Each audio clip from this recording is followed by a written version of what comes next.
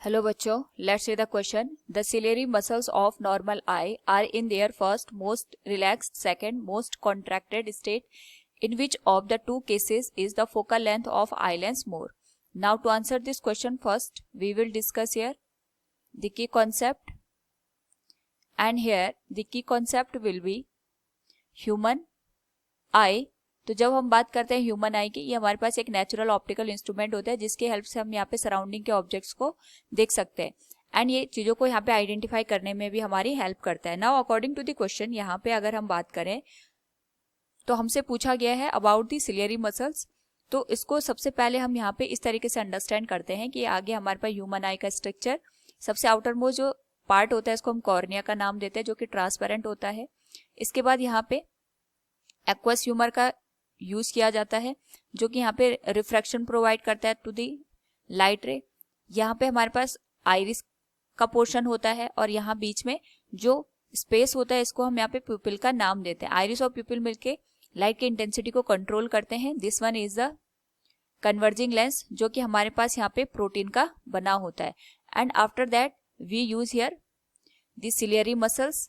जो ciliary muscles होती हैं वो हमारे पास यहाँ पे कॉन्ट्रैक्शन और रिलैक्सेशन का काम करती है जिसकी हेल्प से जो कन्वर्जिंग पावर होती है लेंस की वो इंक्रीज या डिक्रीज होती है. नेक्स्ट हमारे पास यहाँ पे विट्रस ह्यूमर यूज होता है जिसमें अगेन हमारे पास रिफ्रैक्शन अकर होता है. And after that we have the portion which is known as retina जो कि सेल से मिलकर बना होता है, जहाँ पे दो टाइप की सेल्स होती हैं, एक होती है कोन सेल और दूसरी होती है rod cell. Cone cell colour के लिए रिस्पॉन्सिबल होती हैं और रॉड सेल यहाँ पे लाइट की इंटेंसिटी को आइडेंटिफाई करती है. नाउ यहाँ पे हमसे सिलियरी मसल्स के बारे में पूछा गया है, तो इसको अंडरस्टैंड करने से पहले हम यहाँ पे जो लेंस की थिकनेस होती है उसको अंडरस्टैंड करते हैं. सपोज ये मैंने एक लेंस लिया L1 और ये दूसरा लेंस लिया यहाँ पे L2.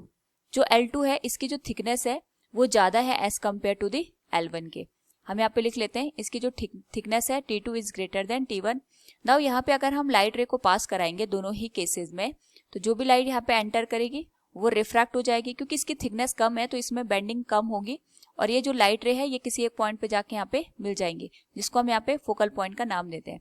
दूसरा जो हमने यहाँ पे लेंस यूज किया है उसके केस में भी हम यहाँ पे सेम लाइट रे को पास कराएंगे. इसमें ज्यादा रिफ्रैक्शन होगा क्योंकि इसमें जो थिकनेस है वो ज्यादा है, ज्यादा बेंडिंग आकार होगी और जिसके बाद जो लाइट रे है वो हमारे पास यहाँ पे फोकस पे जाके मीट कर जाएंगे. तो अगर हम दोनों को ऑब्जर्व करें तो हमारे पास यहाँ पे जो फर्स्ट लेंस है इसके केस में जो फोकल लेंथ है वो ज्यादा है as compare to the second case. तो यानी हमारे पास थिकनेस जिसकी जितनी ज्यादा होगी उसकी फोकल लेंथ उतनी कम होगी. या हम इसको इस तरीके से भी समझ सकते हैं, जिसकी थिकनेस जितनी ज्यादा होती है उसकी कन्वर्जिंग या डाइवर्जिंग की पावर उतनी ज्यादा होती है, तो उसके रेसिप्रोकल फोकल लेंथ की वैल्यू हमारे पास उतनी कम हो जाएगी. हमसे जो क्वेश्चन में पूछा गया है वो भी यही क्वेश्चन है. The ciliary muscles of normal eye are in their most relax and more contracted state. तो जो हमारे पास यहाँ पे आई लेंस होता है, इस आई लेंस का कनेक्शन सिलियरी मसल्स के साथ होता है. तो सिलियरी मसल्स यहाँ पे रिलैक्स और कॉन्ट्रैक्शन की कंडीशन को शो करती है. दोनों को ही हम यहाँ पे अगर अंडरस्टैंड करें तो जब हमारे पास जो सिलियरी मसल्स होती हैं ये रिलैक्स कंडीशन में होती हैं तो जो हमारे पास लेंस होता है ये थिन हो जाता है, यानी इसकी जो थिननेस होती है वो इंक्रीज हो जाती है. और अगर थिननेस यहाँ पे इंक्रीज हो गई तो हमारे पास जो यहाँ पे कन्वर्जिंग पावर है वो कम हो जाएगी, या हम कह सकते हैं इस केस में जो फोकल लेंथ है वो बढ़ जाती है क्योंकि हमारे पास जो लेंस होता है ये थिन हो जाता है. सो हम कह सकते हैं यहाँ पे फोकल लेंथ विल इंक्रीज.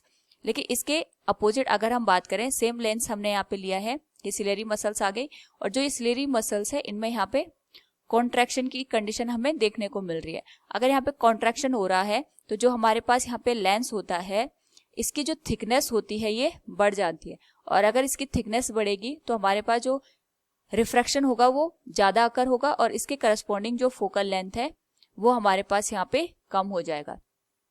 तो हम यहाँ पे अकॉर्डिंग टू द क्वेश्चन कैस देख सकते हैं कि हमारे पास क्वेश्चन में पूछा गया in which of the two cases in the focal length of the eye lens more. तो यहाँ पे जब हमारे पास रिलैक्सेशन की कंडीशन होती है तो फोकल लेंथ ज्यादा होती है as compare to the contraction state. Hope all you understood it. Thank you and best of luck.